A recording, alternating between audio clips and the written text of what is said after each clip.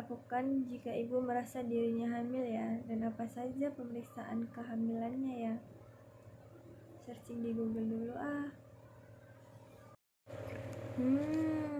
10T ini maksudnya gimana ya? Mending aku tanya saja ke Bidan Dea deh. Oh, itu bukannya Bidan Dea ya? Selamat siang Bu Bidan. Selamat siang Ibu Novi. Kebetulan ketemu Bidan di sini. Saya mau tanya nih Bu Bidan. Ada yang bisa saya bantu, Bu? Jadi begini Bu Bidan. Bulan lalu kita kan ketemu, terus kita ngobrol-ngobrol tentang masalah perencanaan kehamilan. Terus 2 hari yang lalu saya sempat searching di Google tentang pemeriksaan kehamilan. Terus yang keluar itu ada 10 perencanaan kehamilan atau disingkatnya itu 10T. Jadi saya mau bertanya dengan Bu Bidan, 10T itu gimana ya Bu Bidan maksudnya? Oh, begitu ya, Bu. Sebelumnya saya jelaskan terlebih dahulu ya, apa arti dari pemeriksaan antenatal care. Pemeriksaan antenatal care atau yang biasa disebut dengan pemeriksaan ANC adalah pemeriksaan yang dilakukan oleh bidan atau dokter kandungan kepada ibu hamil yang bertujuan untuk meningkatkan kesehatan fisik dan kesehatan mental ibu supaya lebih optimal dalam menghadapi waktu persalinan atau melahirkan nanti. Kemudian waktu nifas atau pemulihan tubuh setelah melahirkan, dan ibu siap juga untuk melakukan pemberian ASI secara eksklusif sampai nanti alat reproduksi ibu kembali sehat. Oh, berarti pemeriksaan ANC itu untuk memantau kesehatan ibu dan bayi dari mulai hamil sampai kembali pulih ya Bu Bidan. Betul sekali Bu Novi, nggak cuman memantau kesehatan saja Bu, perkembangan janin dalam kandungan juga dipantau. Kemudian jika ada komplikasi atau masalah dapat dideteksi dari awal kehamilan sehingga bisa ditangani dengan tepat. Terus, pemeriksaan ANC juga bertujuan untuk mempersiapkan ibu bersalin cukup bulan, yaitu selama 9 bulan. Kemudian mempersiapkan ibu dan keluarga untuk bisa menerima bayi, dan juga pastinya untuk menurunkan angka kematian ibu dan bayi. Ibu pasti pernah dengar kan, ada ibu yang meninggal waktu melahirkan, terus ada bayi yang meninggal karena cacat bawaan, seperti bibir sumbing atau cacat organ dalam, seperti jantung dan paru-paru. Bayi lahir prematur, berat badan lahir rendah, dan lainnya seperti kecelakaan. Nah, dengan adanya pemeriksaan ANC, masalah-masalah tadi bisa dicegah dari awal, seperti pengobatan selama kehamilan, walaupun mungkin bayinya tetap mengalami cacat bawaan. Setidaknya ya bayinya bisa terima oleh ibu dan keluarga, nggak dibuang kayak kasus-kasus baru-baru ini, Bu. Wah, banyak juga ya Bu Bidan manfaat pemeriksaan ANC pada ibu hamil. Iya Bu Novi, jadi di pemeriksaan ANC itu ada yang namanya 10T yang harus dilakukan oleh bidan dan juga ibu hamil. Saya akan menjelaskan kepada Bu Novi, Ibu dengarkan ya. Jika ada yang kurang jelas, Ibu bisa tanyakan lagi ke saya. Baik Bu Bidan. Sambil Ibu mendengarkan penjelasan saya, ini saya kasih gambar mengenai 10T dalam ANC. 10T itu yang pertama adalah timbang berat badan dan ukur tinggi badan. Tujuannya untuk mengetahui pertambahan berat badan dan untuk mendeteksi kelainan bentuk panggul dan tulang belakang atau kehamilan obesitas atau kehamilan kembar.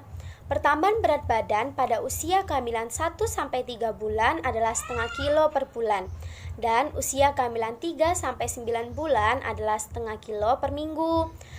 Yang kedua ada pemeriksaan tekanan darah. Tujuannya untuk mendeteksi resiko preeklamsia atau eklamsia. Preeklamsia atau eklamsia ini adalah hipertensi selama kehamilan. Normalnya ibu memiliki tekanan darah 110 per 80 sampai 140 per 90 mm hidrogium. Kemudian yang ketiga adalah pemeriksaan puncak rahim atau tinggi fundus uteri untuk mengetahui usia kehamilan. Yang keempat ada screening status imunisasi tetanus.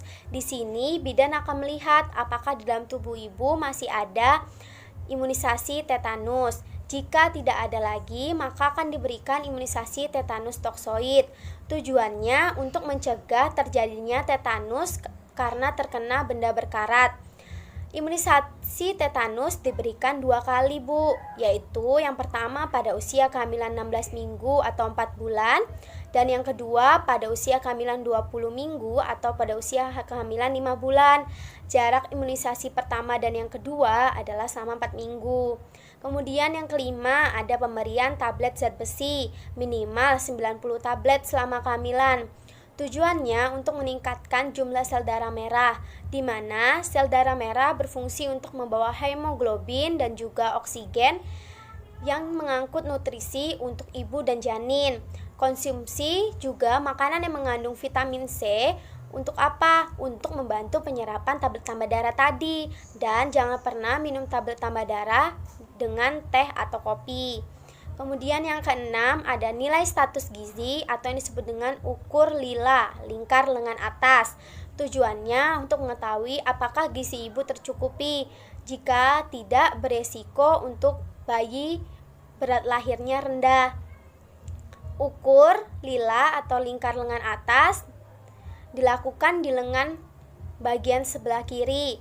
Dan normalnya ibu hamil memiliki lila yaitu 23,5 cm. Kemudian yang ketujuh adalah pemeriksaan laboratorium atau tes laboratorium. Tujuannya untuk mengetahui kondisi kesehatan ibu seperti golongan darah ibu apa, resus ibu, hemoglobin ibu berapa, kemudian adakah resiko penyakit seperti HIV AIDS atau penyakit menular seksual dan lain-lainnya, Bu. Kemudian yang ke-8, tentukan presentasi janin dan denyut jantung janin atau DJJ. Tujuannya untuk mendeteksi resiko kematian karena cacat bawaan, infeksi, atau gangguan pertumbuhan dan perkembangan janin. Biasanya ini bisa menggunakan alat USG, Bu. Kemudian yang ke-9 adalah tata laksana kasus, di mana pada tata laksana kasus ini ibu misalnya mengalami hipertensi selama kehamilan, maka pada tatanan kasus ini tindakan lanjutan untuk menangani permasalahan hipertensi tadi, misalnya melalui pengobatan dan perawatan. Kemudian yang ke-10 adalah temu wicara atau konseling. Di dalamnya termasuk perencanaan persalinan nanti dan pencegahan komplikasi, biasanya disebut dengan P4K, serta KB pasca ibu melahirkan. Ibu bisa menanyakan segala informasi mengenai kehamilan, persalinan, menyusui, nifas, dan juga KB pada konseling ini. Nah, Bu Novi, itu tadi penjelasan 10T dalam antenatal care atau ANC. Apakah ada yang Ibu ingin tanyakan? Tidak ada, Bu Bidan, saya sudah mengerti sekarang. Kalau begitu, saya tunggu ya Ibu untuk pemeriksaan selanjutnya biar kita lakukan 10T dalam ANC dan Ibu bisa mengerti. Siapa tahu nanti kalau Ibu ketemu sama ibu-ibu yang lain yang lagi hamil, Ibu bisa cerita, terus mereka bisa melakukan ANC dan akhirnya kesehatan ibu dan anak terjamin. Terima kasih ya Bu Bidan sudah menjelaskan kepada saya. Sama-sama Bu Novi, ini memang bagian dari tugas saya. Apakah ada yang ingin Ibu tanyakan kembali? Baik Bu Bidan, sudah cukup Bu Bidan atas penjelasannya. Saya pamit pulang dulu ya Bu Bidan. Baik Ibu Novi, sampai ketemu di pemeriksaan selanjutnya. Hati-hati di jalan ya Bu. Oke Bu Bidan, selamat siang Bu Bidan. Selamat siang Ibu.